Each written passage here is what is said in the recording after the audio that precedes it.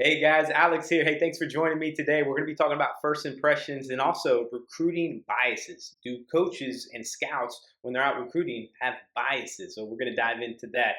And as some of you guys know, me as a recruiter and scout helping you all through the recruiting process, mainly because of my background and my connections with schools and colleges and these coaches and relationships. Because I was that scout, coach, and recruiter and talked to these coaches to get insights of what they're looking for as we go. But I also love helping you all through just life in general, through your high school career or your teenager, if you're a parent watching this as well, just through my life experiences, what I've gone through, what I continue to go through. And I'd love just sharing them. And hopefully it helps you or your son or daughter go through this process as well. If you guys ever have any questions, please email me, comment down below. Be happy to help. This is why I do it. And if you like this video, please select the thumbs up button, like, and subscribe. I put out a video every week. All right. So let's get into the first topic, first impressions. Bow. All right. First impressions. Before we get into email, video, and in person, what we're looking at there is this is very important. Make sure you're not in the mindset of being too cool for school. And what I mean by that is being too cool to, hey, put in good effort. Too cool to, hey, when somebody talking to you, specifically a coach and scout, not looking them in the eye or having any type of charisma and good energy, right?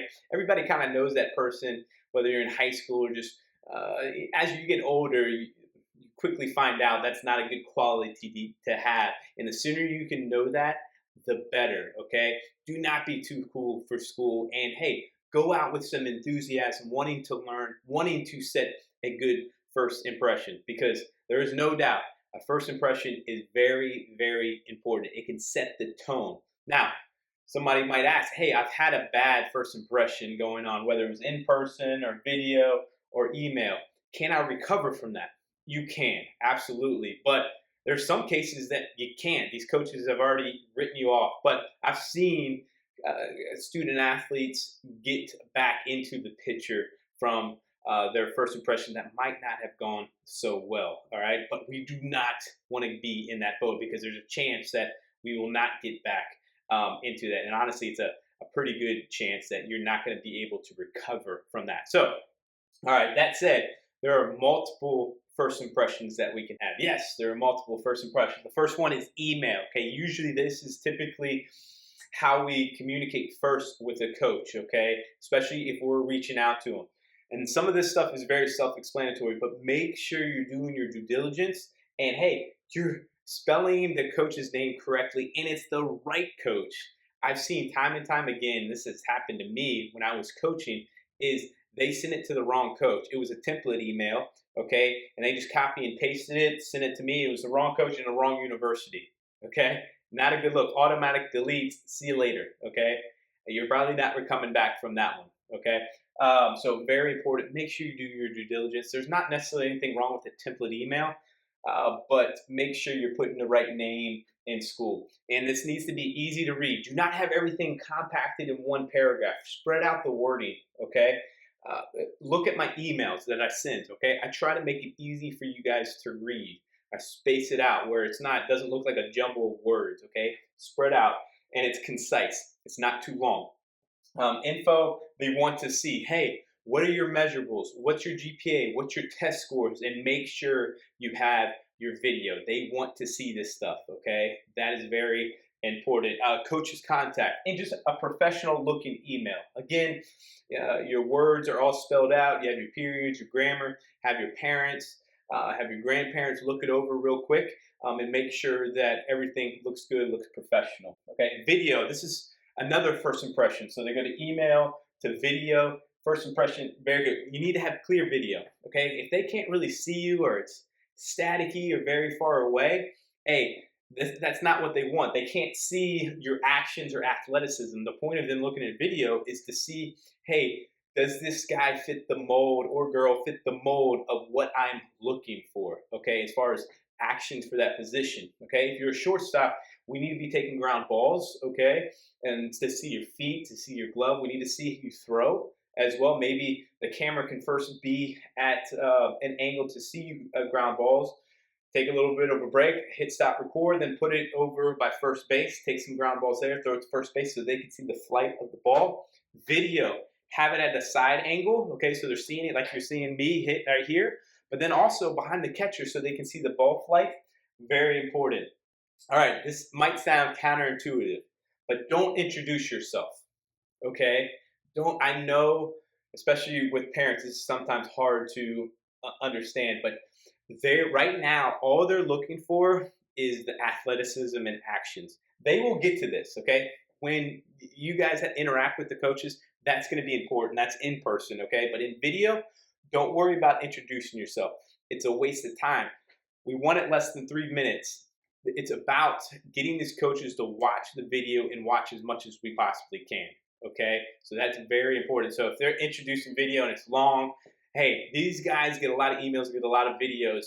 We want to get to the good stuff right away. So hey, you can have in the beginning of your video have your name, have some maybe some of your measurables or something like that, your GPA, 3 to 4 seconds, and then boom, goes right to the clips of you hitting the home run, hitting a double, making a great play, action right away, so we can start engaging and get a good response. In person, this could be the first one, and then we get to these again, so they might see in person first, or it could be the last one, how it is right here. This is very important. Effort, okay? They're coming one to watch your athleticism and everything from that. And we're going to talk about that here in a minute. But as far as first impressions, they're going to see if you're putting out, meaning your effort, you're going all out while you're playing the game and or practice. Are you showing good effort? Because they're not looking for a cool guy. Going back to too cool for school is like, hey, you're kind of just jogging out, acting like, again, you're too cool for school. No, you need to be putting out, sprinting to your position, sprinting off, and showing good effort. Okay, how you treat your coaches and parents. These coaches really look at this. Are you looking your coach in the eye? Are you responding well to him? Are you treating your parents right? So if they before a game they hand you a Gatorade, or you're like, I don't want this Gatorade, this is the wrong color, like all these little things. Those are major red flags. How you treat your parents and your coaches is a big thing. Make sure you're treating your parents and your coaches with respect. Next one, how you respond to failure. This is huge, okay? Coaches really want to see this, okay? They might really like you. They've already kind of signed, sealed, and delivered. They want you, okay? But they need to check one more thing off as far as failure, because in baseball we fail all the time, and this is how you respond to failure. So they might want to see you make that error or walk a guy or strike out and just watch you. Are you really bad emotionally? Do you go on and throw your helmet? You don't talk to your teammates. You blame your teammates. You blame your coach. You blame the umpire. That's a huge red flag and can be a big turnoff, especially if they're watching you for the first time. Okay, so make sure you deal with failure in a mature way. Again, not too cool for school. Okay, in this way, you want to be even level all the way through your successes and through your failures. Okay, it's good to be emotional when things are going well or you're trying to get pumped up. Absolutely.